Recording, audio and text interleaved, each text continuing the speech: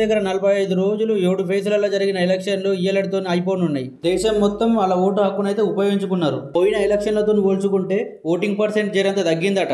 బాగా ఎండలు కొడుతున్నాయని చెప్పి కొంతమంది ఓటేయడానికి రాలేరట. చూడాలా మరి ఓళ్ళు గెలుతారు. ఇండియా కూటమి గెలుస్తుందా లేకపోతే ఎన్డీఏ కూటమి గెలుస్తుందా?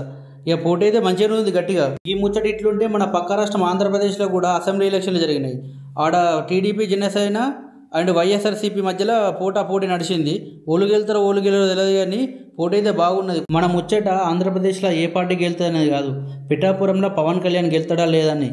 సినిమాలల్లో ఎంత పేరు ఎంత డబ్బున్నా సరే అవన్నీ వదిలేసి ప్రజల కోసం ఏదో చేయాలని చెప్పి ప్రజలతో ఉండాలని చెప్పి రాజకీయాలకు వచ్చిన వ్యక్తి పవన్ కళ్యాణ్ గారు. దురదృష్టం కొద్దీ 2019లో 2 చోట్ల నుంచి పోటీ చేసిండు పవన్ కళ్యాణ్ గారు.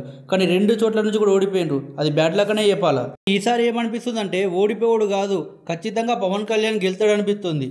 మీకేమనిపిస్తుందో చెప్పు, ఎంత మెజారిటీతో గెలుతాడో పవన్ కళ్యాణ్. పిఠాపురంలో పవన్ కళ్యాణ్ ఫ్యాన్స్ అయితే ఒక అడుగు ముందుకేసి ఎమ్మెల్యే గారి తాలూకా అని చెప్పి బోర్డులు కూడా రాపించుకుంటారు.